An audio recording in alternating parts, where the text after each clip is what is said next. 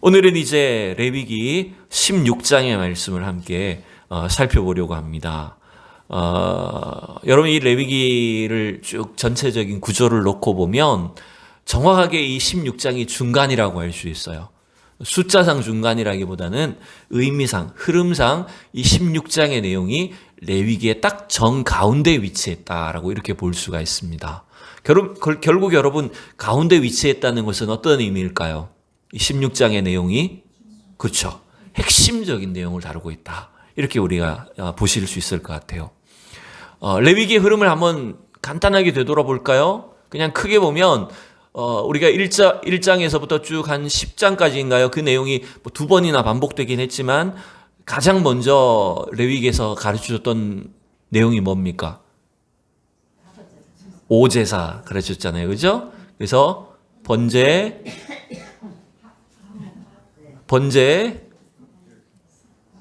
뭐예요? 번데기를 먹었더니 소화가 안 됐다 그랬잖아요. 소제, 화목제, 속죄제, 속건제. 예. 저 목사는 맨날 뭘 저렇게 외우라고 맨날 그러나 이러실 수 있지만 이걸 우리가 자꾸 한 번씩 해주고 넘어가는 게 좋아요. 그래서 레위기는 이 5가지 제사를 통해서 먼저 시작을 하는데 이것은 이스라엘 백성들이 하나님 앞에 나아가기 위해서 그리고 성막을 통해서 하나님을 섬기기 위한 가장 기본적인 원리, 방법이 바로 이 5가지 제사였다라고 하는 거죠. 그리고 그 5가지 제사를 설명한 이후에는 그 다음에는 구체적으로 이 성전 제사가 시작이 되고 그 다음에 삶 속에서 어떻게 하면 정결 규례를 지킬 것인가라고 하는 것으로서 지난주까지 우리는 11장에서 15장의 내용이 어떤 것이 있었냐면 정결 규례들을 살펴봤었어요. 그래서 뭐 음식에 대한 것, 임신과 출산에 대한 것, 그 다음에 몸의 질병에 대한 것들, 이러한 각종 정결 규례들을 쭉 차례대로 여러분 살펴봤던 걸 여러분 기억하실 겁니다.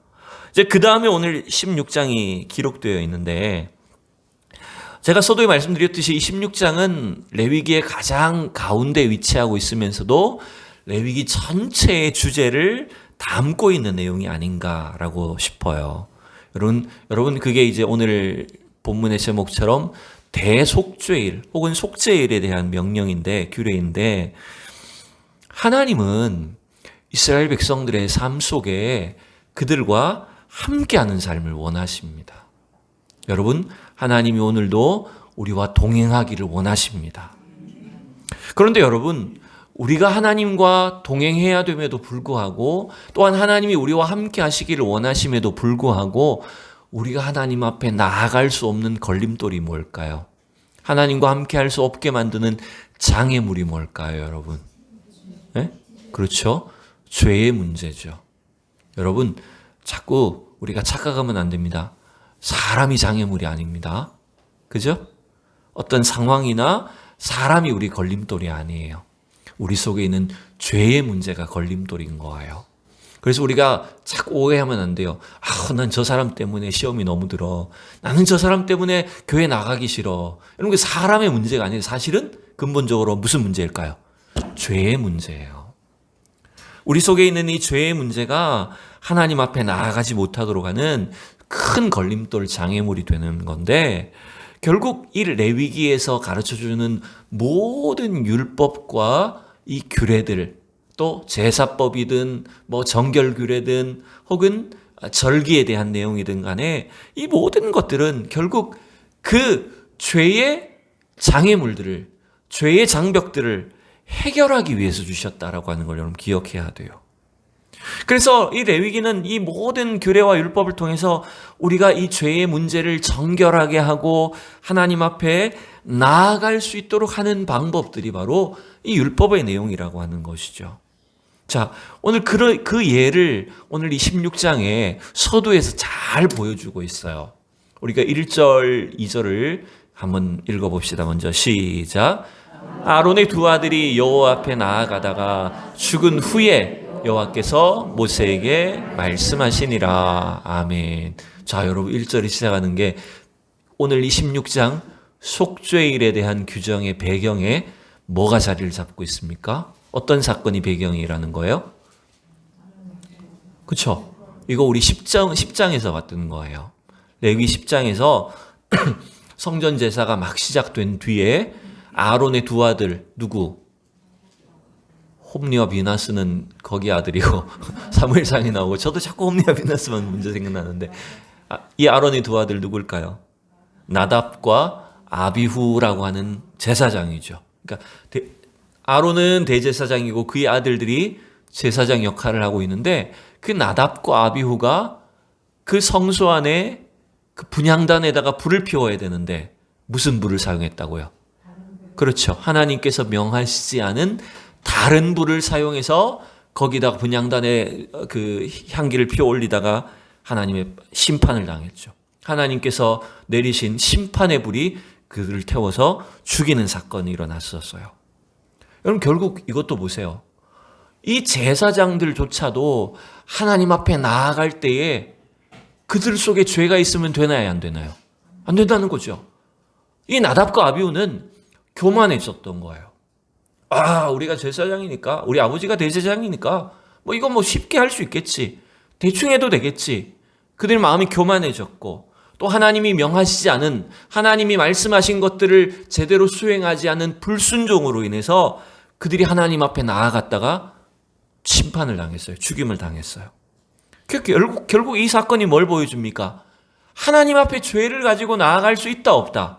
없다는 걸 여러분 보여주는 거예요. 그래서 오늘 그 사건을 배경으로 해서 하나님은 대제사장부터 모든 이스라엘 백성들이 하나님 앞에 나아가기 위해서는 반드시 이 속죄를 해야 된다. 죄의 속함을 받는 과정이 필요하다는 것을 배경으로 오늘 이 16장의 말씀을 주신 거예요. 2절을 마저 읽어봅시다. 2절 시작. 여호와께서 모세에게 이르시되 내 형 아론에게 이르라. 성소에 휘장한 법궤 위 속죄소 앞에 아무 때나 들어오지 말라. 그리하여 죽지 않도록 하라. 이는 내가 구름 가운데서 속죄소 위에 나타남이니라. 아멘. 대제사장부터 모든 이스라엘 백성들은 반드시 하나님 앞에 죄를 정결하게 한 뒤에서야 나아갈 수 있었다는 거예요. 그래서 오늘 이 16장은 대제사장이 1년에 한 번 지성소에 들어갈 수 있고, 그래서 그 하나님 앞에 자기 자신뿐만 아니라 이스라엘 백성들 전체의 죄의 속함을 받는 그 속죄의 일을 지정해 주심으로 인해서 하나님 앞에 나아갈 수 있는 그 어떤 유일한 길을 다시 한번 열어주신 것이 이 대속죄일의 의미라는 것입니다. 자, 그래서 여러분 이스라엘 달력으로 치면 이 대속죄일이 언제냐면 7월 10일입니다. 이제 우리 달력하고는 달라요. 이스라엘 달력으로 7월 10일이 매년 한 번씩 이제 대속죄일을 절기로 지키는데, 그러다 보니까 이스라엘 사람들은요, 다른 어떤 사실은 날들보다, 안식일보다 이 대속죄일을 중요하게 여긴다고 합니다. 여기서 하나 질문을 우리가 할 수 있을 것 같아요. 아니, 그럼 목사님, 우리가 지금 분명히 앞에서 레위기의 말씀에서 일단 5제사 중에서도 죄를 씻기 위한 제사가 어떤 것이 있었어요? 5가지 제사 중에서도 속죄제와 속건제가 둘 다 죄 사함을 위한 제사였잖아요. 그죠? 그 분명히 매일 드리는 제사 속에서도 속죄 제사가 있었는데, 속죄할 수 있는 방식이 있었는데 왜 굳이 또 이 속죄일이 필요했을까? 그 속죄일 중에서도 가장 크다라고 해서 대속죄일이라고 이렇게 이제 부르게 되는데요. 왜 굳이 매일매일 속죄제를 드리는데도 불구하고 1년에 한 번씩 대속죄일이 필요했을까요? 우리가 이 질문할 수 있지 않을까요? 그죠? 자, 이유가 뭘까요, 여러분? 이렇게 생각하시면 될 것 같아요. 일반적으로 매일 드리는 속죄 제사는 어떤 거냐면 자기 죄를 깨달았을 때, 내가 이러이러한 죄를 지었구나, 이것이 죄였구나라고 하는 것을 알게 되었을 때 그 죄에 대해서 속죄 제물을 드리는 거죠. 그죠? 그럼 여러분 죄를 다 알고 있습니까? 여러분은 여러분의 죄를 다 기억합니까? 네? 기억해요, 못해요? 우리는 내 죄가 아니라고 여기는 것들도 얼마든지 있을 거 아니에요, 사실은. 맞죠? 난 절대로 그거 잘못한 적 없어. 나는 거짓말한 적 없어. 여러분 이렇게 거짓말 안 했다고 할 수 있을까요? 나는 한 번도 잘못한 적이 없어라고 하나님 앞에 단언할 수 있는 사람이 있을까요? 그러니까 우리가 일반적인 이 속죄 제사는 그때그때 깨달은 죄에 대해서 그 항목에 대해서 하나님 앞에 속죄 제물을 드리는 것이라면 그 외에 우리가 깨닫지 못한 죄, 그리고 혹시라도 우리가 알지도 못하고 있는 그런 죄의 문제가 있을 때 그 죄를 어떻게 해야 된다는 걸까요? 1년에 한 번 이스라엘 백성들, 모든 백성들의 죄를 다 한 번에 해결하는 이 제사가 바로 대속죄일이었다는 거예요. 쉽게 말하면 대속죄일은 어떤 날이냐면 대청소하는 날인 거예요. 대청소. 여러분 우리 사실 대청소해도 장롱 밑에 청소합니까? 네? 장롱 들어서 청소하기는 사실 쉽지 않잖아요. 그죠? 그러니까 보이지 않는 곳, 냉장고 밑에 여러분 침대 밑에 잘 청소하기 쉽지 않잖아요. 언제 청소하냐면 이사할 때나 청소할 때가 사실은 많죠. 그것처럼 오랫동안 사실은 이 제대로 해결되지 않고 쌓여 1년 동안 해결되지 않고 우리가 깨닫지 못해서 쌓여있는 죄가 있을까요? 없을까요? 있다는 거죠. 그걸 청소하는 날이 이 대속죄일이었다는 거예요. 제가 저희 집에서 가끔 몇 달마다 한 번씩 하는 청소가 있는데 제가 주로 맡아서 하는 청소는 뭐냐면 그 세면대 그 배수구 청소가 제가 주로 담당합니다. 아니면 세탁기 안에 그 내부에 이렇게 분해해가지고 청소하는 거 제가 합니다. 제가 주로 뭐라 그럽니까? 세면대라 그러면 맞죠? 네. 세면대 그 배수구 이렇게 밑에 이렇게 호수가 나와, 파이프랑 호수가 나와 있잖아요. 그걸 다 뜯어서 분해를 해서 청소를 하는데 저는 보통 그날을 미역 채취하는 날이라고 부릅니다. 그 청소해보면 아셔요. 거기에 이게 막 오랫동안 때가 끼면 그 안에 표면에 마치 진짜 미역 같아요. 미역 같은 게 이렇게 쭉 이렇게 나옵니다. 그걸 다 분해해가지고 솔로 닦아가지고 한 번씩 청소를 해줘야 그래야 이게 시원하게 물이 빠져요. 네. 지난번에는 더 한 번 세부적으로 해봤어요. 진짜 완전히 다 분해를 해서 해봤더니 거기에 막 속에 그 비누 찌꺼기가 모여 있는 곳이 있더라고. 와, 그건 또 처음 봤어요. 거기는 한 번도 청소한 적이 없는데 그것까지 청소하니까 엄청 시원하더라고요. 속마음이. 마치 그것처럼 이스라엘 백성들은 자기들 속에 지금 해결되지 않고 혹은 방치해두고 깨닫지 못하여 쌓여있는 그 죄의 문제를 하나님 앞에 1년에 한 번씩 해결하기 위해서 주신 날이 속죄일이었던 거예요. 그러니 여러분, 이러한 모든 제사와 정결 규례들은 뭔가 억지로 하는 의무 규정입니까? 하나님께서 주시는 은혜의 내용입니까, 여러분? 억지로 하는 걸까요? 자꾸 우리는 이 율법의 내용을 뭔가 억지로 해야 되는 것으로 받아들이게 되면 이건 한없이 힘든 겁니다. 지루하기 짝이 없어 보여요. 근데 우리는 이 레위기, 구약 레위기의 율법과 규례들이 사실은 우리를 정결케 하시고 우리를 거룩하게 하시고자 하는 하나님의 엄청난 은혜와 사랑이라는 걸 여러분 기억하셔야 돼요. 그래서 일반적인 속죄 그 제사와 구분하기 위해서 이날을 속죄일이라고 혹은 대속죄일이라고 이렇게 부르게 됩니다. 자, 오늘 이 16장의 마지막 결론의 내용을 먼저 함께 보면 그래서 하나님께서 어떤 명령을 주시는지 이렇게 말씀하고 있죠. 29절과 30절을 읽어봅시다. 시작. 너희는 영원히 이 규례를 지킬지니라. 7째 달 곧 그 달 10일에 너희는 스스로 괴롭게 하고 아무 일도 하지 말되 본토이든지 너희 중에 거류하는 거류민이든지 그리하라. 이날에 너희를 위하여 속죄하여 너희를 정결하게 하리니 너희의 모든 죄에서 너희가 여호와 앞에 정결하리라. 아멘. 여러분, 하나님은 우리를 날마다 정결하게 하기를 원하십니다. 오늘도 우리가 주님의 십자가를 의지해서 교회를 다니고 신앙생활하는 것은 여러분 우리가 정말 하나님 앞에 나아갈 때 점점점 거룩하게 성화되어 주님을 닮은 모습으로 변화되어 하나님 앞에 서야 된다는 것입니다. 그 은혜를 우리가 지금 누려야 돼요, 여러분. 이것이 뭔가 어떻게 해야 되는 의무 규정이 아니라 오늘 우리를 거룩하게 하시고자 하는 하나님의 놀라운 은혜라는 사실을 여러분 기억하셔야 됩니다. 여러분 믿습니까? 그러니 여러분 우리는 우리 신앙이 딱딱하게 굳어져서 나는 이런 생각을 갖고 있고 나는 이런 사람이야 라고 절대로 굳어지면 안 돼요. 우리는 나이가 들어갈수록 점점 신앙의 연륜이 깊어갈수록 자꾸만 하나님의 그 은혜 앞에 하나님의 진리와 말씀 앞에 날마다 깎여지고 변화되고 새롭게 돼야 되는 사람들입니다. 하나님 그걸 우리에게 원하고 계세요. 그 일을 우리 속에 이루어가고 계십니다. 자, 오늘 이 대속죄일의 내용이 무엇인지를 함께 다시 한번 살펴봅니다. 제가 이 설교를 준비하면서 한 번만에 다 하려고 했는데 두 번을 해야 될 것 같아요.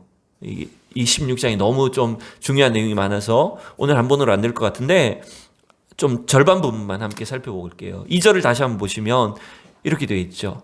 여호와께서 모세에게 이르시되 내 형 아론에게 이르라. 그 다음 같이 시작. 성소에 휘장한 법궤위 속죄소 앞에 아무 때나 들어오지 말라. 그리하여 죽지 않도록 하라. 이는 내가 구름 가운데에서 속죄소 위에 나타남이니라. 아멘. 여러분 우선 이 대속죄일은 일단 이렇게 우리가 정리를 할 수 있을 것 같아요. 첫 번째는 대제사장이 지성소에 들어가는 날입니다. 그죠? 어떤 날이라고요? 대제사장이 지성소 안에 들어가는 날이에요. 이제 물론 성경에 지금 성소라고 이렇게 자꾸 표현을 하지만 이 성소는 지성소를 말하는 겁니다. 성소 휘장 안이니까 성소에서 휘장 안에가 뭐예요? 그렇죠. 지성소예요. 자, 우리가 출애굽기에서 봤던 그 성막 그림을 다시 한번 우리가 복습을 살펴볼까요? 저렇게 바깥에 이렇게 지금 뭐 투명하게 좀 표현되기도 했지만 바깥에 이렇게 천막으로 담장이 쳐져 있죠. 그러면 그 안이 뭡니까? 그 마당이 뭡니까? 뭐라고 부를까요? 성막들이라고 부르게 되죠. 주로 동쪽으로 문이 있습니다. 저 아래쪽으로 되어 있지만 저기 동쪽이라고 보셔야 돼요. 동쪽 문으로 들어가면 이제 성막들이 있고 성막들 앞에 뭐가 위치해 있습니까? 네모난 기구. 네모난 기구가 뭘까요? 번제단이죠. 거기서 하나님 앞에 제물을 태워드리는 번제단이 있고 번제단 지나서 동그란 기구가 뭘까요? 그렇죠. 물두멍이 위치해 있을 것입니다. 그리고 이제 그 안에 천막으로 지붕이 쳐져 있는 곳이 있죠. 그죠? 그게 성소, 크게 성소라고 부르는데 이제 두 개의 방으로 나눠져 있다라고 보시면 되겠죠. 그래서 첫 번째 휘장을 열고 들어가면 이제 거기가 성소가 나오는데 이제 단면도를 우리가 볼까요? 여러분 보시기에 이제 왼쪽에서부터 들어간다고 치고 그래서 그 성소 휘장을 열고 들어가면 왼쪽에 뭐가 위치했다고요?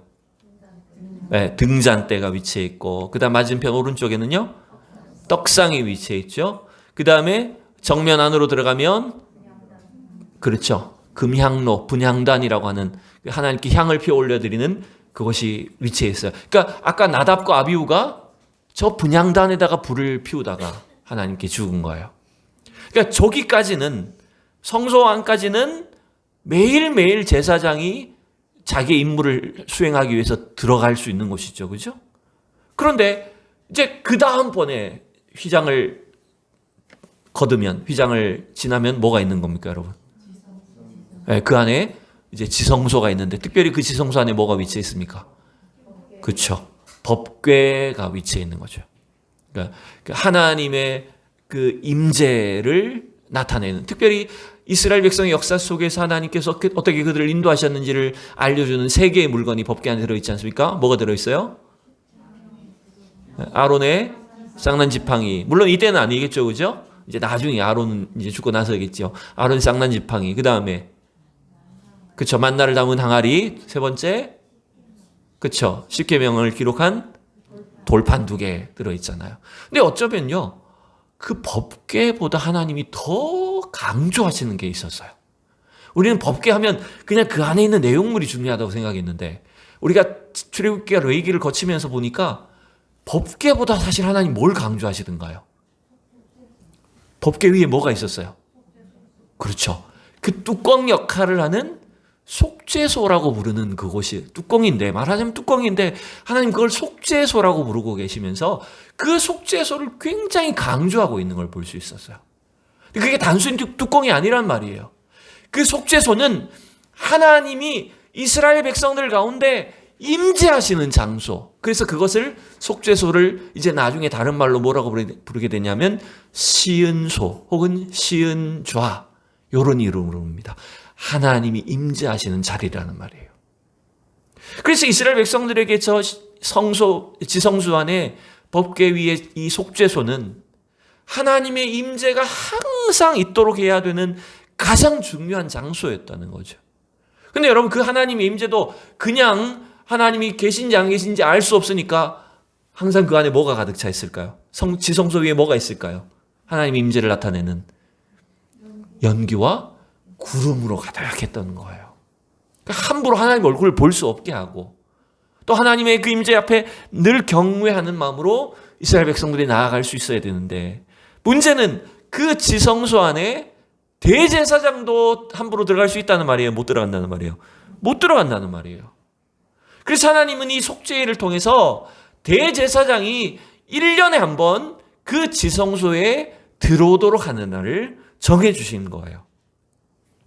근데 그 날도 그냥 들어갈 수가 없어요. 오늘 여러분 우리 본문을 다시 다 볼 수 없지만은 보시면은 이 아론이 성소에 들어오려면, 이 성소란 말 자체가 지성소입니다. 그 지성소에 들어올 때는 우선 자기 자신을 위해 속죄를 해야 돼요. 그 다음 자기 자신을 위해 번제를 드려야 되죠. 또 어떤 준비물이 있을까요? 네. 원래 대제사장의 의복, 그 막 보석이 박혀 있고 화려한 여러 가지 색상으로 되어 있는 화려한 의복을 입는 것이 아닙니다. 어떤 옷을 입어요? 속옷부터 겉옷까지 전부 다 세맛 옷을 입습니다.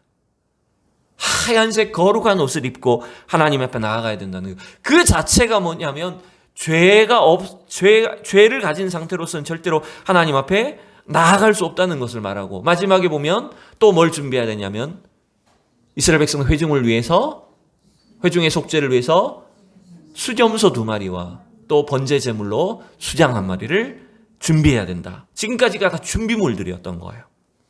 이제 그 다음에 이제 6절부터 10절에는 구체적으로 어떻게 하나님 앞에 이 속죄 제물을 드릴지에 대한 것들을 가르쳐 주게 되는데, 이제 그건 자세한 내용은 제가 다음 주에 좀 말씀드리려고 합니다.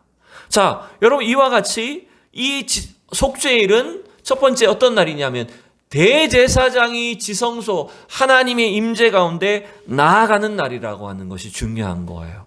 왜 그러냐면요. 왜 이게 중요하냐면요.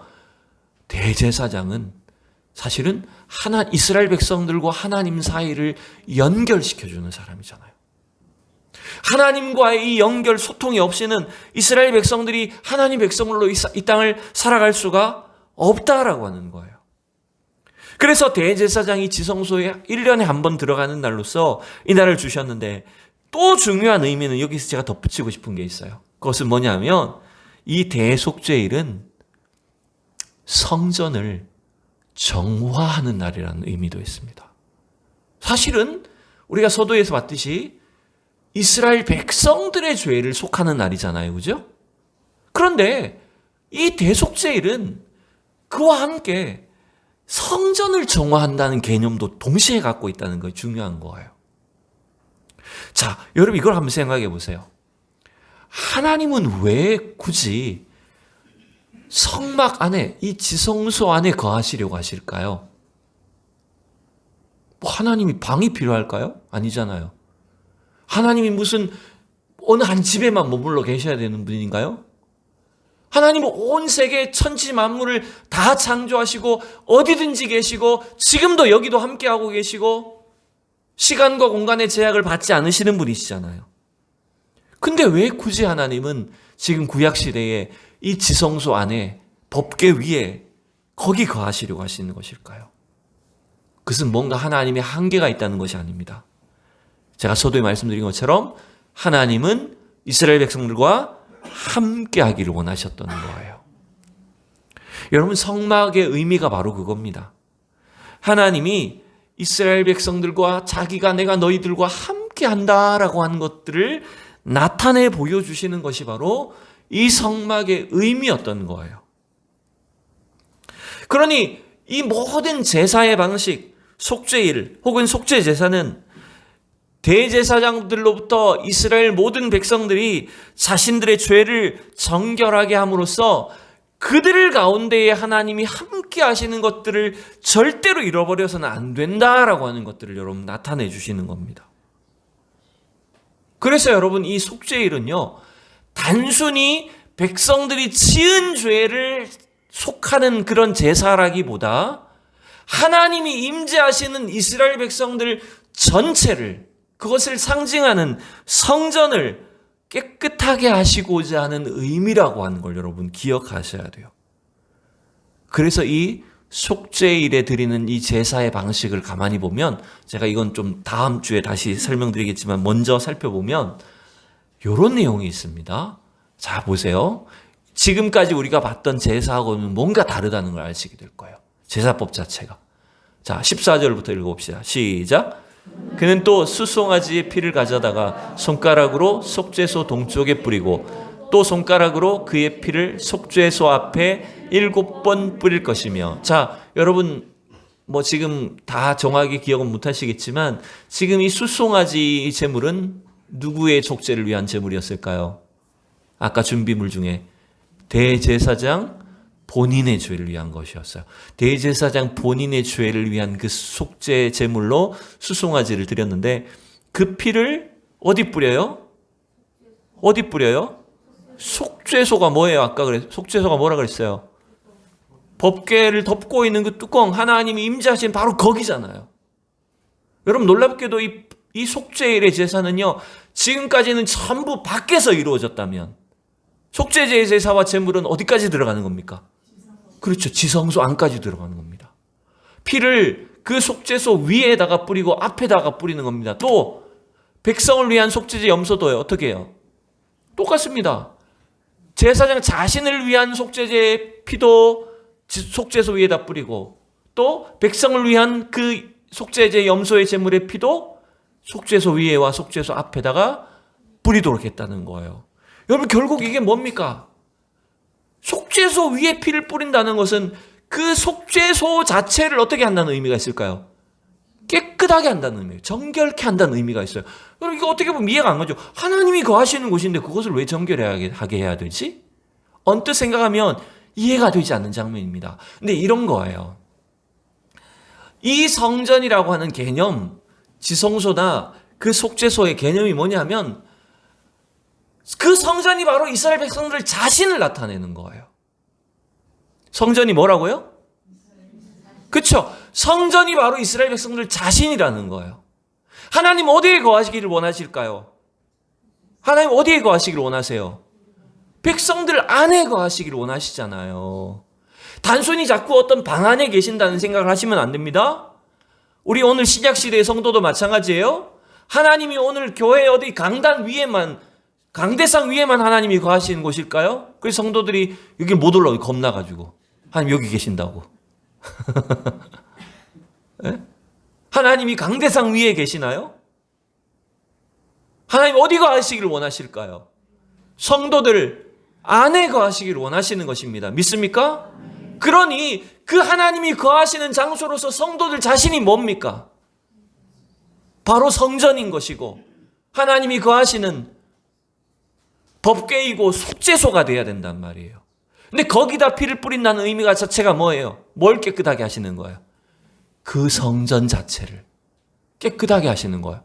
결국 이스라엘 백성들이 죄악 가운데 있다는 것은 하나님의 성전 자체가 어떻게 되는 겁니까? 더럽혀지는 겁니다. 성전이 더럽혀지는 거예요. 그래서 하나님이 임재하실 수가 없는 거예요. 그러니 이 속죄일을 통해서 성전인 이스라엘 백성들 자체를 깨끗하게 하시고자 하는 의미가 바로 그 속죄소 위에다가 피를 뿌리고 바름으로 인해서 이스라엘 백성 전체, 성전인 이스라엘 백성들을 깨끗하게 하시고자 하는 목적이라고 하는 걸 여러분 기억하셔야 돼요. 여러분 이걸 우리는 어떻게 이렇게 명확하게 아느냐 하면 신약의 가르침 때문에 아는 거죠. 구약만 있다면 이걸 잘 몰랐을 거예요. 신약의 해석 때문에 우리는 알게 된 거예요. 자 보세요. 고린도 전서 3장 16절 바울이 우리에게 뭘 알려줬습니까? 같이 시작. 너희는 너희가 하나님의 성전인 것과 하나님의 성령이 너희 안에 거하시는 것을 알지 못하는 17절 누구든지 하나님의 성전을 더럽히면 하나님이 그 사람을 멸하시리라. 하나님의 성전은 거룩하니 너희도 그러하니라. 아멘. 우리 신약 시대에는 누가 성전입니까? 누가 성전이에요? 우리 성도들이 성전인 거예요. 교회 공동체가 여러분 성전인 거예요. 그러므로 여러분이 이 속죄일을 통해서 성전을 깨끗하게 하시고자 하셨던 그 하나님이 오늘도 교회 위에 우리 성도들 위해 우리를 깨끗게 하시기 위하여서 누구를 보내주셨습니까? 예수 그리스도를 보내주셨어요. 그 속죄소 위에 피를 뿌린 것처럼 피를 떨어뜨린 것처럼 우리 각 사람의 마음에 예수 그리스도의 피가 떨어진 겁니다, 여러분. 자, 보세요. 베드로 사도가 또 이걸 이렇게 가르칩니다. 이제 마지막 요절만 봅니다. 베드로전서 1장 2절 시작. 곧 하나님 아버지의 미리 아심을 따라 성령이 거룩하게 하심으로 순종함과 예수 그리스도의 핏부림을 얻기 위하여 택하심을 받은 자들에게 편지하노니 은혜와 평강이 너희에게 더욱 많을지어다. 저와 여러분은 어떻게 왜 택함을 받았다고요? 뭘 받기 위해서? 길지만 뒷부분만 보면 순종함과 예수 그리스도의 핏부림을 얻기 위하여. 아까 어디 피 뿌렸었어요? 속죄소 위에 피를 뿌렸어요. 하나님이 바로 거하시는 그 자리, 그곳에 피를 뿌렸던 것처럼 이 땅에 오신 예수 그리스도의 피를, 그 핏부림을 우리가 받기 위해서 택함을 받았다는 거예요. 그럼 우리가 곧 뭡니까? 우리 성도들이 곧 뭐예요? 성전인 거예요. 여러분의 삶의 중심이, 여러분의 영혼 자체가 바로 하나님이 임재하셔야 될 성소라는 거예요. 오늘 하나님은 이 놀라운 구원의 역사를 위해 우리를 정결케 하시고 우리 안에 하나님이 거하시는 그 일을 위해서 이 땅에 예수 그리스도를 보내주셨어요. 그러니 여러분 오늘 우리는 이걸 신경 써야 됩니다. 여러분 우리가 지금 성전이라는 사실을 명확하게 기억해야 됩니다. 여러분 자신이 성전인 것을 믿으십니까? 여러분 교회 공동체가 성전인 것을 믿으십니까? 그런데 만약 우리가 성전된 우리 안에 이 악하고 부도덕한 죄악들을 해결하지 못한 채, 씻어내지 못한 채 그대로 살고 있다면 우리는 어떤 일을 하고 있는 겁니까? 어떻게 하고 있는 겁니까? 하나님의 성전을 어떻게 하는 거예요? 더럽히고 있는 거예요. 하나님이 임재하시지 못하도록 하는 그 죄악 속에 살아가고 있다는 거예요. 여러분 그래서 우리의 죄는, 성도들의 죄는 단순히 개인의 잘못으로만 그치는 게 아닙니다. 하나님은 이스라엘 백성의 죄를 전체의 죄로 보고 계시죠. 왜냐하면 이스라엘 백성 전체가 하나의 성전이니까요. 그래서 오늘날도 성도들 어떤 개인의 어떤 죄의 문제가 그냥 저 사람의 잘못, 저 사람은 저 안 되는 사람이야, 저 사람은 이 공동체의 암적인 존재야, 뭐 이런 식으로 누군가 개인의 잘못, 개인의 어떤 문제로만 치부할 일이 아니라고 하는 걸 여러분 기억해야 됩니다. 하나님 대속죄를 통해서 어떻게 하게 하셨어요? 대제사장을 통해 하나님 앞에 나아가게 하시고 이스라엘 백성 전체의 죄를 해결해야만 우리 가운데 하나님이 임재하신다는 것을 알게 해주시잖아요. 그래서 우리도 뭘 구해야 되냐면, 오늘도 우리는 내 속에 있는 이 죄의 문제, 여전히 우리는 이 세상 속에서 악한 죄의 유혹과 우리 속에 남아있는 이 죄악된 본성들, 또 그 죄 때문에 우리가 갈등하고 다투고 싸우는 이 문제들을 가지고 하나님 앞에 나의 죄로 여기고 기도해야 돼요, 여러분. 기도하라니까 아멘을 안 하시네요.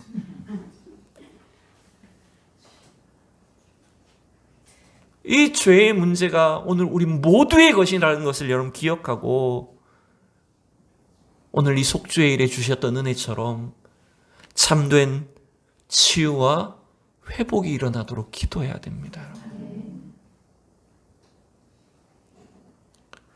그런데 우리는 다행스러운 게 있죠. 이 속죄일을 1년에 한 번 돌아오는 속죄일을 기다릴 필요가 있습니까? 없습니까?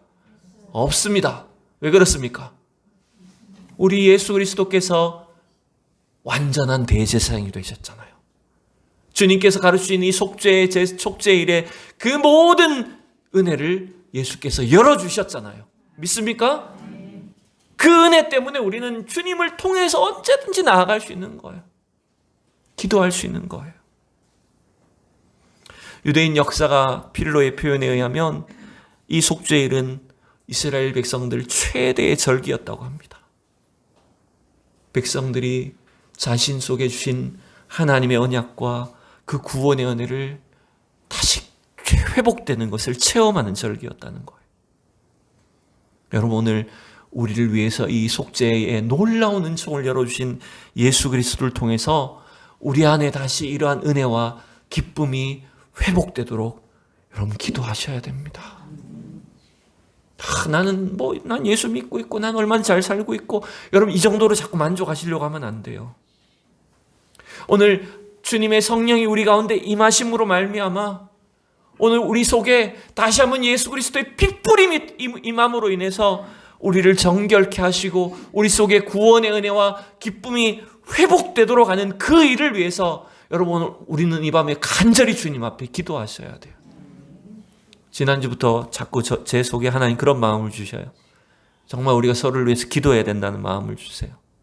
여러분 자꾸 은혜를 내가 원하는 것 이루어지는 그 정도로 내가 은혜 받았다고 착각하지 마세요. 여러분 그건 너무나 당연한 일입니다. 하나님께서 우리에게 이루고자 하시는 역사는, 하나님 우리를 통해서 일하고자 하시는 역사는 단순히 내가 기도하고 소원하는 것 그거 이루어지는 정도가 아닙니다. 저는 믿습니다. 하나님 성령께서 역사하시면 교회 공동체 위에 놀라운 성령의 임재를 허락해 주실 것이고, 우리 안에 숨어있는 죄를 다 자복하고 터져나오게 하실 것이고, 우리의 관계의 문제를 회복시켜 주실 것이고, 우리를 완전히 하나님 앞에 새롭게 해주실 줄로 믿습니다. 이 대속죄일의 은혜가 우리 속에 나타날 줄로 믿습니다. 여러분 그걸 위해서 기도하셔야 돼요. 누군가의 잘못을 보면 그것을 나의 죄로 여기고 기도하셔야 돼요. 그게 이 대속죄일에 주시는 은혜를 우리가 체험할 수 있는 길입니다. 이 밤에 우리 함께 기도합시다. 하나님 주신 말씀을 따라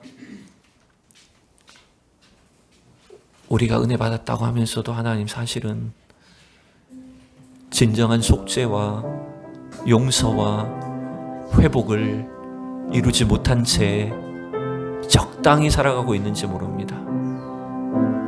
주님께서 주신 그 진정한 속죄의 은혜를, 용서와 회복의 은혜를, 또 구원과 생명의 은혜를 우리 성도들과 우리 가족들, 자녀들과 우리 교회 공동체가 누리게 하여 주시옵소서.